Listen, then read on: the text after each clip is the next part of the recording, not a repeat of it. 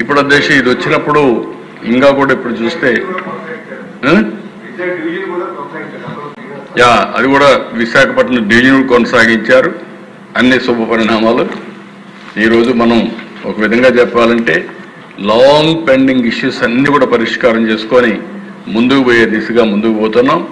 దీనికి కారణం గడచిన ప్రభుత్వం ఎక్కడా పట్టించుకోలేదు. అదే సమయంలో మొత్తం వ్యవస్థలన్నీ భ్రష్టు పట్టించేసి మనకి ఇబ్బందులు తెచ్చే పరిస్థితికి వచ్చారు. ఇంకో పక్కన ఏవైతే ప్రాజెక్ట్స్ అన్ని ముందుకు పోయేదానికి కేంద్రం ఒక పథకం తీసుకొచ్చారు. ఆర్బీఐ ద్వారా మన వాటా కొన్ని ప్రాజెక్టులు కమిట్ అయ్యాం. మన దగ్గర డబ్బులు లేక ఇవ్వలేకపోయాం. వాళ్ళు ముందుకు వచ్చింది ఆర్బీఐకి మీరు ఒక లెటర్ ఇస్తే ముందు ఫండ్స్ ఇస్తారు, ప్రాజెక్ట్ పూర్తి చేస్తాం, తర్వాత మీరు ఫ్యూచర్లో రీపే చేస్తారని చెప్పంటే దాన్ని కూడా ఒప్పుకున్నాం. అది కానీ వస్తే ఇప్పుడు ఆన్ గోయింగ్ ప్రాజెక్ట్స్ అన్నీ కూడా సుజావుగా జరిగిపోతాయి. మిగిలిన ప్రాజెక్ట్స్ వాళ్ళే చేసే పరిస్థితికి వస్తారు. ఈ కొండే సభ్యులు మీరు గుర్తుపెట్టుకోవాలి. నేషనల్ హైవే అంటే నాది కాదు, ఆర్ఎన్బి లేకుంటే రైల్వే ప్రాజెక్ట్స్ అంటే మావి కాదనే ఆలోచన వదిలిపెట్టి మీ నియోజకవర్గంలో జరిగే అభివృద్ధికి మీరు కూడా ప్రాధాన్యత ఇవ్వాల్సిన అవసరం ఉంది.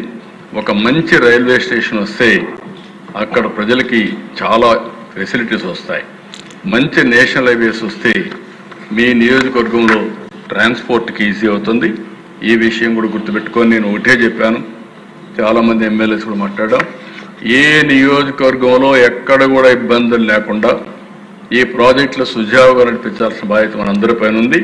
ఎప్పటికప్పుడు మీరు మానిటరింగ్ చేసుకోండి. కానీ మానిటర్ చేసుకొని మళ్ళా మన వాళ్ళు ఎవరైనా సరే ఏ పార్టీ వాళ్ళు ఇన్వాల్వ్ అయినా లేకపోతే ఇంకొకటి కరెక్ట్ కాదు. ఆ విషయంలో స్పష్టత మనం ముందుకు పోతే ఈ రెండు విషయాల్లోనే మనం 2,50,000 కోట్ల రూపాయలు లాజిస్టిక్స్ ఖర్చు పెట్టే అవకాశం వస్తుంది. It will be big game changer అని చెప్పి కూడా నేను మీకు అందరికీ తెలియజేస్తున్నా.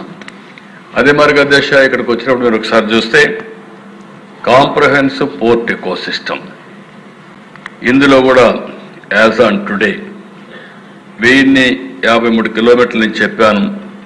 లాంగ్ కోస్ట్ లైన్, ఒక మేజర్ పోర్ట్ ఉంది, 5 ఆపరేషనల్ నాన్ మేజర్ పోర్ట్స్ ఉన్నాయి, 4 గ్రీన్ ఫీల్డ్ పోర్ట్స్ వస్తున్నాయి. మొత్తం యాజ్ ఆన్ టుడే మీరు చూస్తే గుజరాత్ మొత్తం వాళ్ళ కెపాసిటీ 880 మిలియన్ యూనిట్స్ హ్యాండిల్ చేసే కెపాసిటీ ఉంది కార్గో. మంది వచ్చే కొందికి 2వ ప్లేస్లో ఉంటాం. 2వ ప్లేస్లో మనం చూస్తే 320 మిలియన్ టన్స్ కెపాసిటీ మనం హ్యాండిల్ చేసి 182 మిలియన్ యూనిట్సే టన్సే మనం హ్యాండిల్ చేస్తున్నాం. అంటే గుజరాత్లో సగం కంటే తక్కువ. మనం తర్వాత మిగిలిన మహారాష్ట్ర ఉంది, మహారాష్ట్ర తర్వాత మిగిలిన రాష్ట్రాలు ఉన్నాయి. అంటే మనం నెంబర్ 2 అయినా దాంట్లో మాత్రం సగమే ఉన్నాం. అందుకే ఈ పోర్ట్స్ అన్నీ వస్తే మనకు కూడా ఒక మంచి అడ్వాంటేజ్ వస్తుంది. ఇప్పుడు కొత్తగా కట్టే 4 న్యూ పోర్ట్స్ వల్ల ఒక 100 మిలియన్ యూనిట్స్ని మనం అడిషనల్గా యాడ్ చేసే పరిస్థితి వస్తుంది అధ్యక్ష.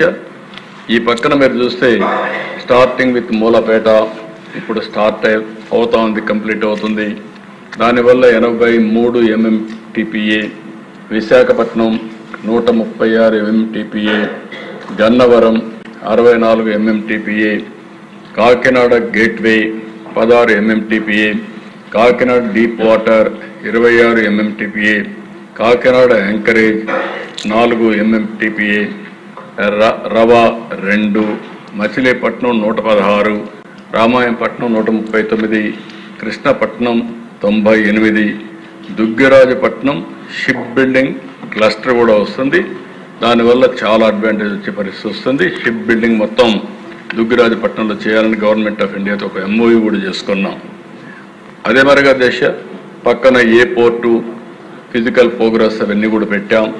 చాలా క్లియర్గా రామాయంపట్నం ఏప్రిల్ 26కి, మచిలీపట్నం డిసెంబర్ 26కి, మూలపేట మే 26కి, కాకినాడ గేట్వే డిసెంబర్ 26కి పూర్తి చేయాలని టార్గెట్స్ కూడా పెట్టుకొని ముందుకు పోతున్నాం దేశ. ఇంకో పక్కన దేశ ఇది modern shipping infrastructure to Boost processing, exports, community development, వీటికి కూడా ఇది ఉపయోగపడుతుంది. అదే మరిగా ఫిషింగ్ హార్బర్స్ అన్ని ఇవన్నీ వస్తే చాలామంది మత్స్యకారులు కూడా ఉపాధి కలుగుతుంది. మొత్తం మనం చూసినప్పుడు 4 ఆపరేషనల్ ఫిషింగ్ హార్బర్స్ ఉన్నాయి, 2 గ్రీన్ ఫీల్డ్ ఫిషింగ్ హార్బర్స్ వస్తున్నాయి, ఇంకొక పక్క 5 ప్లాంట్ ఫిషింగ్ హార్బర్స్ కూడా కంప్లీట్ చేయాల్సిన అవసరం ఉంది. ఇవి కూడా మనం చూసినప్పుడు phase 1, phase 2 పెట్టుకున్నాం. ఇది కూడా ఆలోచిస్తున్నాం. మనం ఇన్వెస్ట్మెంట్ పెట్టడమే